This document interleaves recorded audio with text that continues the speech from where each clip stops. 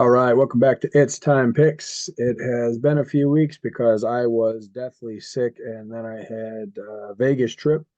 But we are back and we are here for the Atlantic City card, Aaron Blanchfield versus Manon Fiorot. It's two of my favorite fighters in the flyweight division. It's definitely a tough one for me to choose. But Joey, how you feeling about this one? Hey, I'll be actually at this fight card on Saturday, so I'm excited as hell. I actually leave for AC tomorrow morning. I'm staying Friday to Monday morning. And hey, maybe there's a chance I'll run into a few fighters. If I do, I'm gonna get some pictures with it. But besides that, actually for a fight night card coming back to AC, it looks like some good action type of fights. I thought it was gonna be like a basic card again, but it's actually some good action paced fights, and I think we're gonna see a handful of finishes. Definitely agree. But let's jump right into it. Very first fight, we have a debuting fighter, Angel Pacheco against Colin Lochran. It's Lochran's second fight, his first fight. It was okay. It wasn't the best. Hoping that he has a better outcome in this one. But let's start off with Joey. So I think this is a reboundable fight for Loughran. Um, as long as he doesn't keep, if he decides to keep it for 15 minutes, I think it could be a lot closer than what the scorecards are going to say. Because this guy making his debut, yes, he is coming from the Contender Series, but he actually lost to Danny Silva, and we saw Danny Silva just had a nice, impressive UFC debut win. This guy, he was begging Dana, "Hey, call me last second, call me for anything. I want to fight in the UFC." And Uncle Dana, he likes that kind of shit. He will give people the opportunity to do so. I think this is a potential smash spot for Loughran. He's more athletic. He's the better grappler. He went two and some change for takedowns versus Taylor Lapillus. Lapillus is hard as hell to actually hold down. He gets up quick as shit. This guy, I think he could potentially even hold him. It could be a boring fight if you just hold him, but I think Loughran is not going to underestimate his opponent like he did against Lapillus, and I think he's going to potentially maybe get a later finish or just absolutely 30-27 a guy. I don't necessarily disagree. What worries me is if Lochran decides to stand and strike with him, it puts the fight much closer than it Yep. should be. I don't think that'll be the case. Pacheco has suspect takedown defense, especially against somebody that's technically UFC caliber. So we'll see how that goes. But I am also on Lochran. I do think he's a pretty safe play for all contests.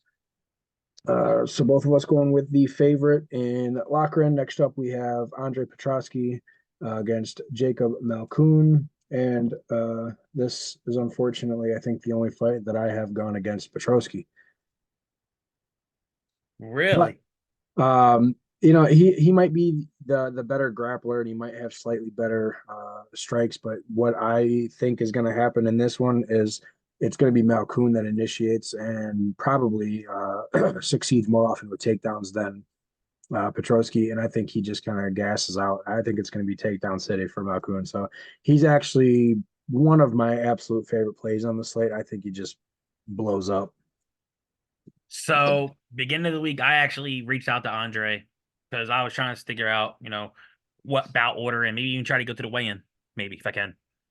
That's Friday. Maybe I'll catch it if I can. But pretty much, I asked him, I was like, do some fighters actually check odds? He's like, I did. And he said that he said, don't be shocked that knowing how the odds makers are going to set this fight, they're going to look at, okay, he pretty much thinks that he might gas because in other fights, he's pretty much always balls to the wall, always trying to overthrow. And he said that that's why I think the betting odds are going to be on Malkoun because Malkoun does have good cardio. Yes, he believes that probably he's probably the even better straight forward 1-2 striker. Petrosky's more powerful. Um, takedowns, I'd be very careful. Two things can happen in this fight. One of the two are going to get their takedowns going, and it's going to be probably a late fest for one of them. But I think if Petrosky either snatches something, I think he's live for a finish at any point. I don't know about it. He can maybe catch Malkoun with a TKO, but I'm more leaning if Malkoun takes a sloppy shot. Andre is dangerous as hell on the ground, off his back. Anywhere the fight goes, he's dangerous.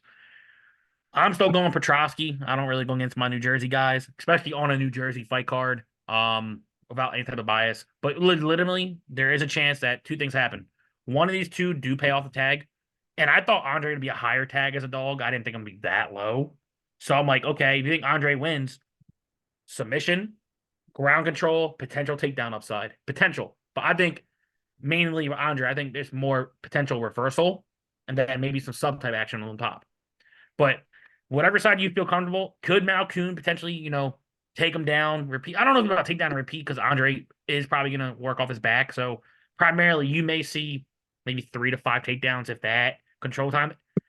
At his tag, I think that's good for Malkoon. If you're whatever side you're on, I think this fight could be sneaky to pick a side on. Or if neither decide to go to the grappling, this is going to be a boring as shit striking fight. That won't happen. But if that's the case, if it's going 15 minutes striking, I hate to say it, it would be more Malkoon by decision. Won't happen. I think Malkoon will just pump his jab, and I think he can win a jab fest. Won't And happen. no, I think Neither someone's one gonna of get these taken guys down. is willing to do that. Somebody is gonna get taken down. But I'm just saying, if Malkoon is scared of the better grappling that Petrosky does have, it could be a boring. I don't think it's gonna be boring. Let me But ask you, who's the better grappler, Brendan Allen or Petrosky? Brian Allen. Okay. Malkoon took him 7 times, took him down 7 times. Allen took him down twice. He did get submitted in that fight. Or no, That's he the did only not get worry. submitted. That was 15 minutes, and Allen couldn't do it. He won a unanimous decision that he arguably lost, but that should tell you right there that your pick should be Malkoon. Hey, Just, I don't go against my boy though. There's some fighters I won't go against. but the people are also with Petrosky at 60% on Tapology, so we are split on that pick. You have Mm-hmm. the dog and Petrosky. I have the favorite in Malkoon.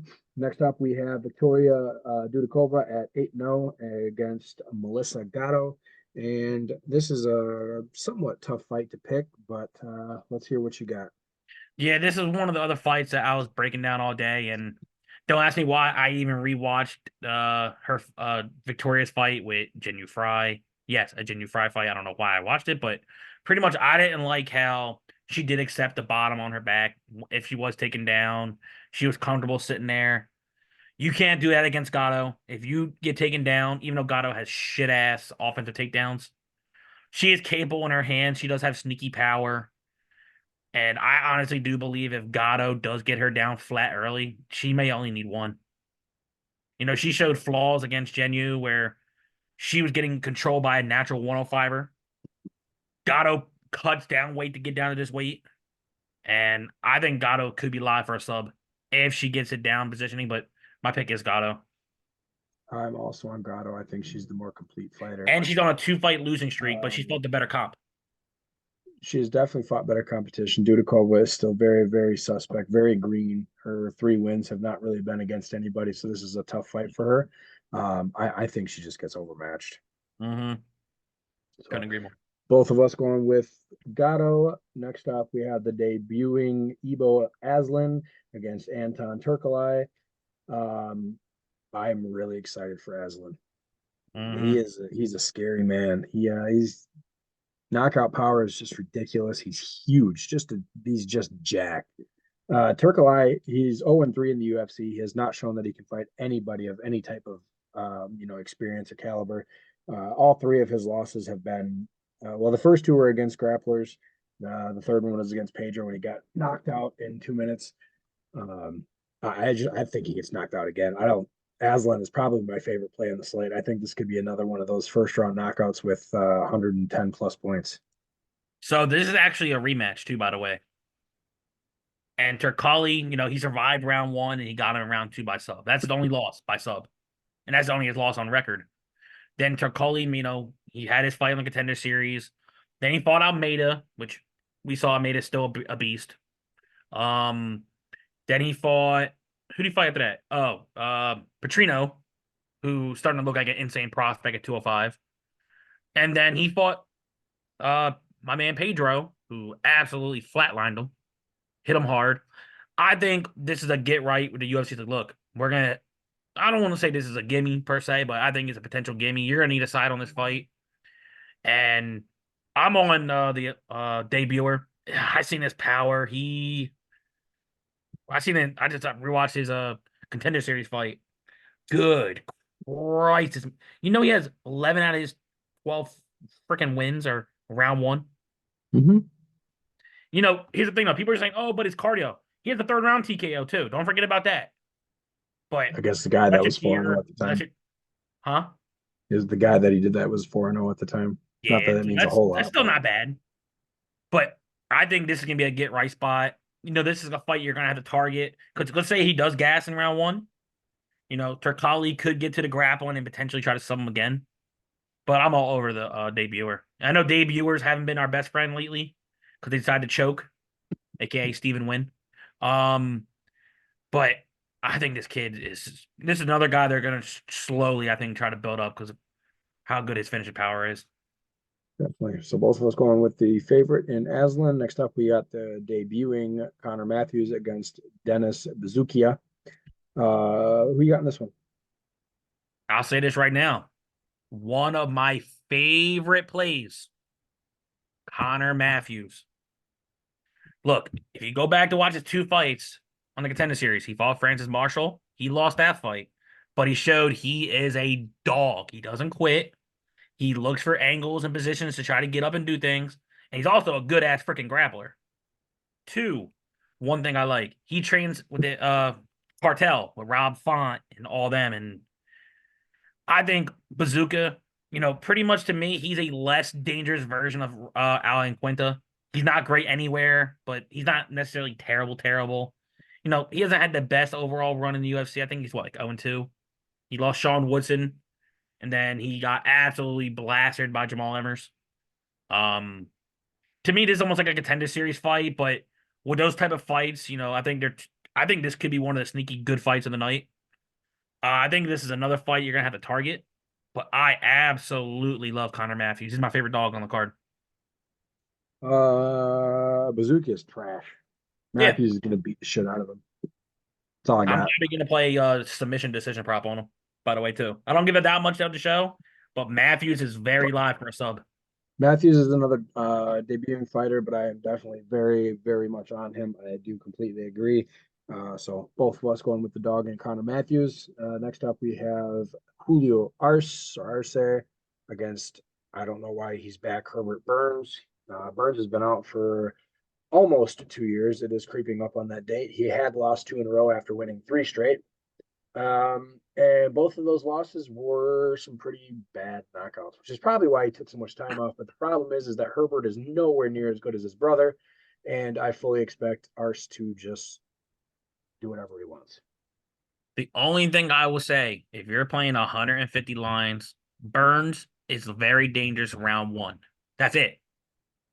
If you're telling me he can get it down to the ground, he is better than Julio on the ground. And it's not even close, not even if he gets him flat in the back and he gets jiu-jitsu going, he's live in round one. That's what I'll say right now. If you're gonna do anything, if you're gonna play that type of contest, if you want to take a stab on him, cool, do that. But if he gets out of round one and he starts looking gassed, I'm more looking at Julio possibly round two, round three, late type of TKOs. I think bless you. And I think he's gonna let his hands go. And I think one thing I don't like, and one thing I saw from Herbert's last fight, I know it was a while ago, he was dominating round one, got absolutely gassed, and then he quit. Yep. And it wouldn't shock me if he's having success round one, and then Arce just starts mixing those combinations, and then somewhere between round 2 to 3, get a late TKO. I can tell you that it would shock me because not only has he not fought in almost 2 years, he's also now 36, and I don't expect anything from him at all. I fully expect Arce to just I'm completely giving him the first 5 minutes to do steamroll. something. I'll give him two. I'll give him the Two. first 2 minutes. Oh, you're being mean, and I'll be nice. Because like I said, he is very I'm not taking away anything about grappling. He's still a filthy freaking grappler. That's the only thing I'll give him right now. Could he be working on his hands a little bit, which I think he needs to? But I think Arce is just you could play him in cash. I think Arce is still going to win with no problem. I don't know about I'm not really looking for GBP, but if any bet on this fight, I'm leaning Arce probably round 2, round 3, maybe sprinkle the KO together. Yeah, I don't disagree. So both of us going with the favorite and Julio Arce. Next up, we have Verna Jandiroba against Lupi Godinez. Jandiroba is a fighter that I have taken quite a lot, and the Godinez is one I keep getting wrong. But before we get into my pick, who are you going with? I will say this. Loopy, do not shoot a takedown this fight. Make this fight a outside boxing fight because you easily got the better hands. You got good cardio. Do not wrestle too long with this girl, please, because that's the one way you will lose this fight. You are not the better grappler. You are the better wrestler. You are the better boxer. Shoot, you might even have better cardio. Do not wrestle for too long, or you will get a limb snatched up. But I'm on Godinez, though. I think she's going to try to use her basic 1-2s. And ever since going to the camp with Grasso, seemed like she's, getting a good rhythm in her career. And that's a good camp they got going on with Viva la Mexico. And I got Godinez winning. Probably maybe if you want to do anything, a prop for it, maybe TKO decision. But more likely, I'm probably leaning Godinez by decision. So, you ready for this? Uh-huh. I have Loopy. I am Uh-huh. on Loopy.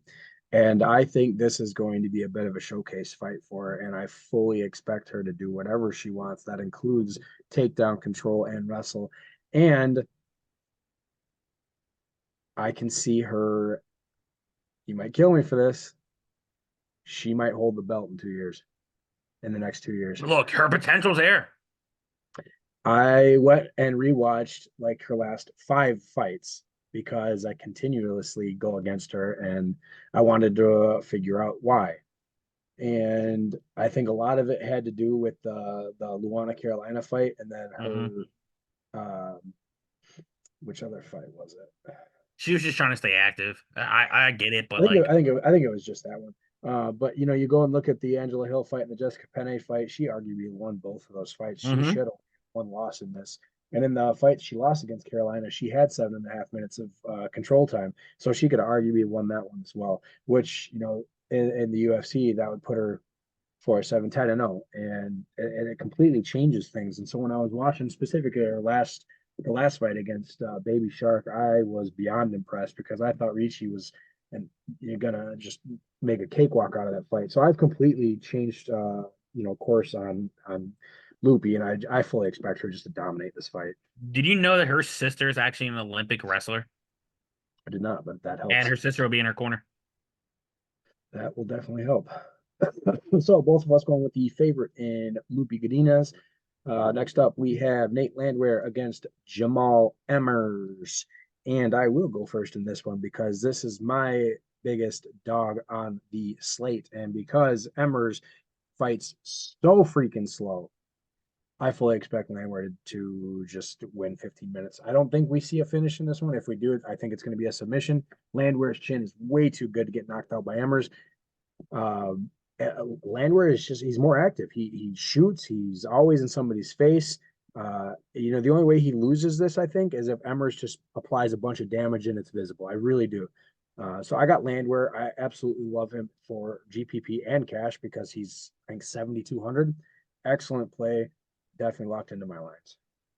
So I'm still torn on this fight, but I'm gonna make a pick. I would not mind seeing Landwehr win, and then he grabs the mic and AC say, "Yo, what's up, City? Country boy." Um, he's good for the sport. He's a good act for the sport. He knows how to talk on the mic, and the man knows how to fight.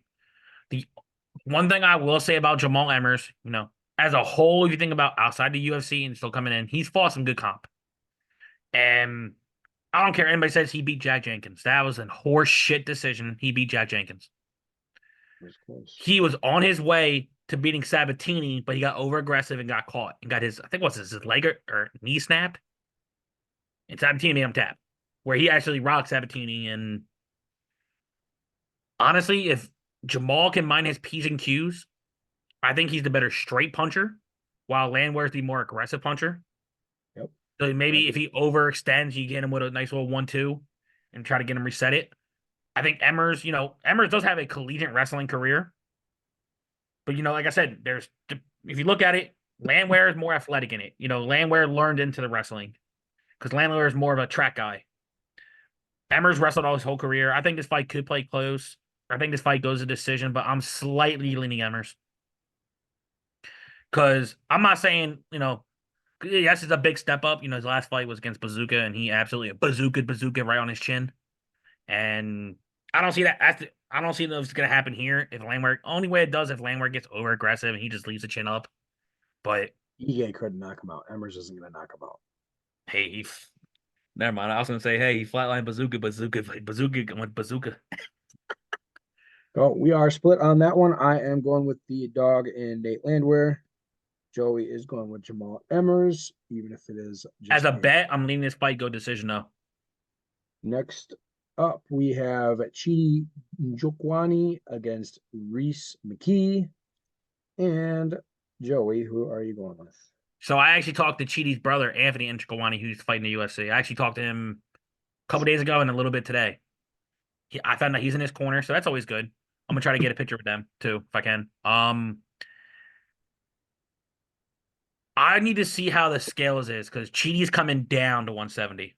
This ain't a 185. This is a 170. He fought 170 before a long time ago, like 2015, 2016. If he looks good on the scale, I'm still gonna probably do Chidi by knockout of a sort. But I'll say this right now. If Reese McKee makes it out of round one, and you see Chidi taking these deep breaths, seeing Chidi slowing down, this is actually I circled it on a piece of paper. Potential favorite live bet. Because Reese is gonna have the more volume. He's the better grappler. And if he can survive that early storm, I think he's live between round 2 to 3, maybe even get a submission. But my pick is Chidi. I'm a Chidi guy. Reese does leave. I don't like how sometimes Reese leaves his guard a little bit too low and can get hit. And like I said, if that power from 185 carries down to 170, and all I think Chidi really needs is one clean one, I think he can knock him out round one. So I'm probably going to do more round one bet for Chidi by knockout than if anything doesn't happen there. Reese could be live between rounds 2 to 3 for a finish, maybe. But I think this is a fight you definitely target in GPPs. I think Chidi's trash. Mm. I don't think that he's worth a damn. And I think that his three knockout wins were flukes, as referenced by him losing his next three fights, including two of them by knockout. And he lost to Albert Duraev in almost a striking match, which is pathetic. Reese McKee also has lost his first three fights. We're going to cancel out his first fight because that was against Hamzat. That's just not fair. Yeah, there's nothing you can do about that. Then he got outstruck by Alex Morono, who has done that to plenty of people in the top 20. And then he lost to Ange Lusa, who we have already seen as a pretty damn good fighter, aside from his last fight where he was a big baby. Reese McKee is not a bad fighter. He really isn't. He throws a lot of volume. He has a lot of power, and I fully expect him to get his first knockout in this fight in the UFC. Like I said, play rounds 2 and 3. Do anything with Reese. I think if he But survives him early. that said, if he were to get knocked out by Chidi, I would not be surprised.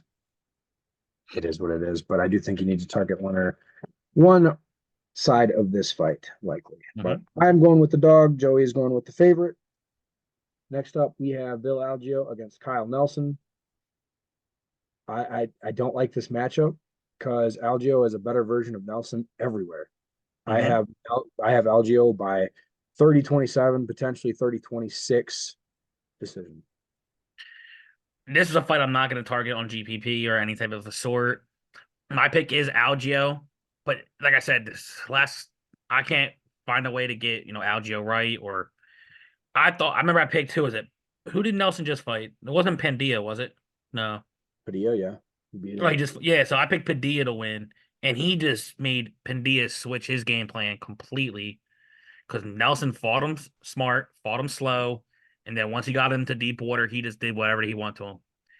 Algeo's not going to fall for that. I firmly believe, like I said, he's the better fighter everywhere. And without a finish by either or, I don't even see a finish. I see this fight definitely going decision. I don't think either will pay off, but I'm definitely going Algeo. Yep, I agree. Both of us going with the favorite and Algeo. Next up, we have one of my probably my second favorite play on the slate, and your Sultan Muzabov going against Cedric Dumas. But before I go into mine, who are you going with? So, did you hear Dumas actually has a felony on him now? I've got a lot of things to say. I'm not going to say them, but yes. So I heard that, And the crazy thing is, I actually joined his live stream maybe about a month ago, I'm so sorry. and he said, "Where you from?" I'm like, "Oh, I'm from Jersey." Everything else, hibbity hoobah. I'll make the story short. Pretty much, he's like, "How do you think the fight goes?" I'm like, "Well, I think you're the more athletic guy. I'll be real. He's athletic from. He's an athletic guy. He came from the streets. He's a kickboxer. He's fast. He's gonna have the speed." And a lot of people aren't giving Ruzabov the respect. I don't know why necessarily. They think that, oh, he's a little bit overrated. His record looks a little padded, a little bit. I'll say this right now. I think he's gonna absolutely steamroll Dumas, and it's not even gonna be freaking funny. Yep. Everyone's, putting money on Dumas. Oh, I think Dumas could maybe knock him out. I think Nope. Dumas can take him down. Dumas ain't taking him down. I'll say that right now. He's not taking him down. Could Dumas catch him with something freaky? Maybe.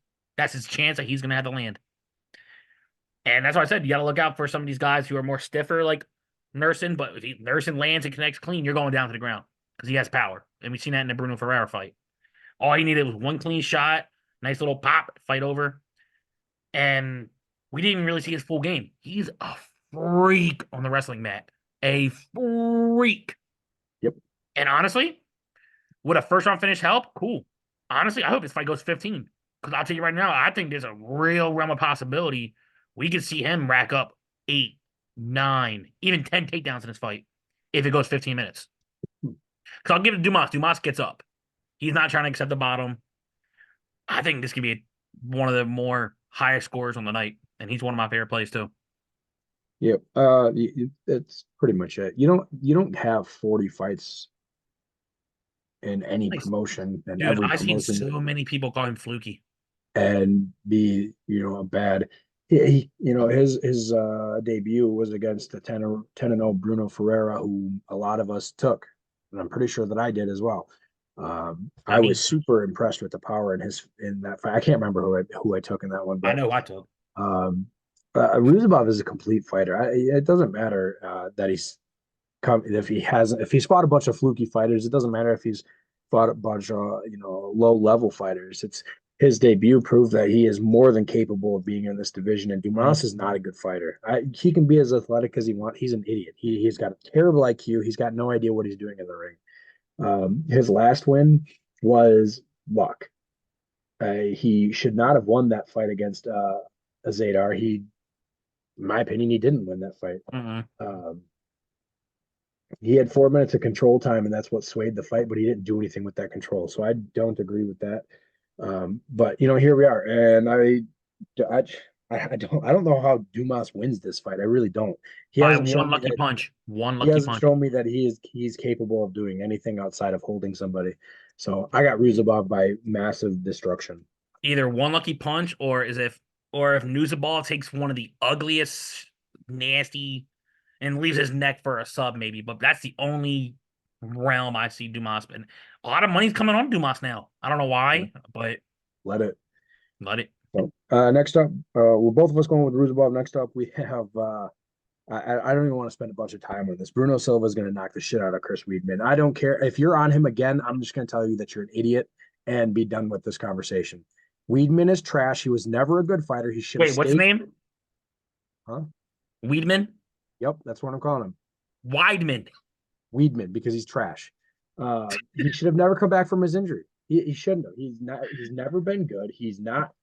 He's going to get knocked out again. He is going to get painted for fucking 60 seconds and then get knocked out in the second minute. Bye bye. You done? Yep. Yeah, Silva's gonna knock him out. Okay, good. I'm glad you're Look, being smart. look. I'm not calling him Weed Man. He is Nope, I'm calling Weidman. him Weed Man because that's what he should be doing instead of fighting. Hey, you leave him alone. He has a family, damn it. And he's a good guy Yeah, too. he But is a good guy, I grew up but on Weidman. he shouldn't be in the I ring. thought he should have retired. Look, I thought maybe the Tavares one would have retired him because his legs look like terrible. And what scares me is, like I said, my heart is gonna be happy if Weidman can somehow pull a miracle off, win, and then retire in his towards his backyard. She should have done it a long time ago. But realistically, if Weidman don't get this fight to the ground, I'm giving it within the first 2 minutes. And I think he's going to try to do something dumb, and Bruno's is going to hit him with a cross and absolutely just knock him. It's not even going to be a TKO. It's going to be like one of those knockouts when, like, Kong Yep. Lee knocked out Rich Franklin. would It's comfortably gonna just throw it be over. it's gonna be a murder. It's gonna be knockout by murder. Dude, everyone's gonna be crying at night if it happens that way. And the crazy thing is, I want to put a bet down with Bruno by knockout. It's minus 140. It's still not That's it. bad necessarily, but like I was hoping for, maybe a little bit, maybe more, but I'll Either probably way, have to get close to it, maybe do a round one sprinkle with it. But yeah. Either way, Silva should have this fight. He's probably my most confident pick on the card. question, I think. Both of us going with the favorite in Bruno Silva. Next up, we have the co-main event, Vicente Luque against Joaquin Buckley. What do you got? Where's This your is next? one of so pretty much don't get me wrong. I know Buckley's taking this fighter on the shorter notice. It was supposed to be Sean Brady, which I was excited to see. Um, but one thing I'll say, and this is what scares me. I mean, you had to talk about it this morning. Luque looked great versus RDA. That was probably one of the best Luques we've seen in a long time, ever since he had his incident. If you're telling me that's the game plan he's coming in for this fight, Luque should win this fight with no problem and probably win a 30-27. But what scares me, and I hate when a fighter says this because that's when I build up all these scenarios. He said that I was scared to get hit against RDA. If you are scared to get hit by RDA, who's pretty much a 55er and once in a blue a 45er, and a guy that doesn't even cut weight to make 170. Look, if Buckley hits clean, dude, I think he has a chance to knock him out. That's the way I see it. I think if Buckley wins, it's going to be a knockout. He's not going to win a decision because I think Luque could mix it up with outside strikes, kicks, maybe even get some takedowns. But I'm going with my gut on this one. I'm going Buckley to knock out Luque. And this is going to You be, got to remember that he was afraid to get hit because of the brain bleed. but that type of doubt stays in your head, though, bro. Like, Obviously, nah, he's fine. look, I want to see him get into a What? brawl. Let me put it this way: he would not take this fight against somebody that is known for power punching if he was not prepared for it. He needs look. I think for the reason why I know he was fine with the Sean Brady, he wasn't worried about striking with Sean Brady, and I like Sean Brady. Sean Brady's gonna be at the fight. If I can be able with him too and Joe Pfeiffer, I'm gonna try to do the same thing. But Brady is not gonna bring in the same striking that Jeff Neal did, and that's what that was one of the scariest things I've seen when Jeff Neal did to him. And I'm always a Neal guy. Buckley has more power than Jeff Neal, and it's not even close. Is Neal the better? Look, I don't know if about you want to talk that. about pure power, I think Neal is more cleaner. Neal's a lot cleaner. I think it's Neal. I think there's a chance if Buckley's going to win this fight, it's going Let to be me knockout. ask you this. Okay, go So ahead. think about every Buckley fight. What's the one Buckley fight you think of? Probably the Impa Saganai. And that is the only fight that he is known for. Because And the every crazy thing other is fight Impa's that he doing has so much had, better now too. he's really not been good. He really hasn't. He did his last fight is probably the best one that he has looked against Alex Morono because he was able to stand and strike with somebody, but he's not going to have that luxury in this fight. The fight against Fialo, he got to stand and strike and he got to initiate takedowns. He's not going to be able to do that in this fight. The fight against Curtis, he lost because guess what? He got knocked out. But the fight against before then against Imavov, he got taken down and controlled. Luque is gonna be able to do the exact same thing. I think a lot of people are going against Luque just because they feel like he's taken too much damage and he's been around forever. Luque is still only 33, I think. Yeah, he's young. He came in through I mean, Ultimate Fighter. he's my age. He's born the same year as me. I I, just think that's the only way that Buckley's going to necessarily win. I think we're going to see early how the early exchanges look, and if Buckley does land clean and Luque's, you see his red lights go off, like, oh shit, two things are going to happen. Either Buckley's going to put the pressure on and try to go for the knockout, which you got to be careful with because, like I said, Luque is the more well-rounded guy. Or Luque, like I said, once he realizes, oh shit, I'm going to mix it up, I think, a better fighter. I'm going more of, I think Buckley, I think Buckley's going to potentially try to chin check him, bro. I don't know why I'm feeling it, but I want to see Luque. This is Luque's first true fight going against a brawler. And you know what? Two things are going to happen. You either brawl a brawler and hope you get in, or you change levels on a brawler. he I think, fought Neal. The fight with Neal was a brawl. yeah, this is his first fight with a brawler since the Neal fight because RDA, Was everyone actually thought RDA was going to, maybe he'll strike with RDA. That's what I thought. I thought he was going to strike for 25 minutes and win a point He's, decision. well, he still outstruck him either way. Oh, he did. But he definitely, like I said, that was the best Luke I seen when it comes to mixing both up. Yep. Well, If that's the let's put game it this plan way. there, but So the prime for fighters is technically anywhere between, I don't know, usually like 31 and 35, yeah, which would put Luke right in the middle of still in this. that rhythm. So yeah, I'm going Luke. I think he puts on a clinic in this one. I still don't think Buckley is as good as people think he is. Actually, I don't think Buckley thinks he's as good as he thinks he is, because he thinks he's some amazing fighter. We'll see in this one.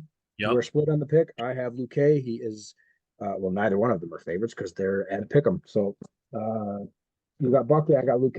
Next up, we have the main event, where I was very sad to pick between both Aaron Blanchfield and Manon Fiorot. I have picked them to win every single fight that they have been Yep. in since joining the UFC. Those have all been wins, just pointing that out. And here we are. So I've got Blanchfield. I'm sticking with her. I think if she gets her takedowns, she wins this fight. If this becomes a 25-minute striking match, Blanche is going to get knocked out. Fiorot has devastating power. We've seen her use it in every fight. 25 minutes of striking with her is not going to be pretty. But I do think that Blanchfield is able to get her takedowns like she has in every other fight, and I think she just wrestles her to death. So I don't know what the over under on rounds are, but I'm currently leaning that because and also before I make my pick, which you probably already know who my pick is. Would you say Fiorot is and this is a serious question. I had a conversation with this with all types of people. I had different answers. Would you say that Fiorot and Santos is around the same, or you think Santos is still a little bit higher with her well-rounded skill? I think Fiorot's a better fighter. I think she'd kill her. So even though Santos is not in the UFC no more, I don't think. I think Santos is the more well-rounded. She had grappling, she had wrestling, but she wasn't grappling and out wrestling Blanchfield. That was as easy as can be. Um, I'm interested to see how this fight goes because, like I said, it's clash of styles. You have your grappler in Blanchfield versus your danger striker and Fiorot. I was kind of, like I said, as you said, I was like, good God, I'm happy to go see the fight, but now I don't want to pick a side. Um, like I said, me and you both, you were on Fiorot before I was necessarily, but we've both been on Blanchfield since day one. And I remember I made so much bank on her when she beat Andrade. I was happy as shit. And guess what? That was when I was in AC too, when that fight happened. So now she's coming back home for me. I hope so, at least. I'm staying at the Tropicana. But I'm going Blanchfield. I do have a concern, necessarily Fiorot has really never really been taken down. But has she really fought anyone she fought an undersized Tabitha Ritchie her first fight, right? And she absolutely big sistered the living shit out of her. But besides that, has she really fought someone that's going to try to engage her takedowns? And look, I'm not saying Blanchfield's going to hang in a striking match, but one thing I will say is people are saying, "Oh, she has no chance in a striking fight." Andrade ain't a bad striker. No. Andrade was off that night, but Andrade is not a bad striker. And Blanchfield bull rushed her with the punches, changed levels. And honestly, I'm curious to see how Fiorot is off her back or on the ground, or if she's stuck on the ground. Because she could be a fish for crying out loud, all we know. Yeah. But for the most part, she showed one of the takedowns that she did stuff. Okay, she knows how to stuff a decent takedown. Is she going to be able to stuff the second, the third, the fourth, the different chain styles? Who knows? But but as long as it stays on the feet, it's going to be Fiorot's fight to lose. But I got Blanchfield. Like I said, I don't know what the over under on rounds are. That's the one I'm more intrigued with because I think this fight finishes one way or another. I think someone told me it was at 4.5, and if it's over under 4.5, I'm going the under, no problem. I think this fight probably finishes under 3.5 personally, because either Fiorot is gonna zoom in with volume and probably get a standing TKO, or Blanchfield's gonna get a takedown, get ground and pound, and then look for a sub. I feel slightly different with it. I actually think that it goes to a decision. Think so? I don't know. I think someone's cardio is gonna one of their cardios is gonna go.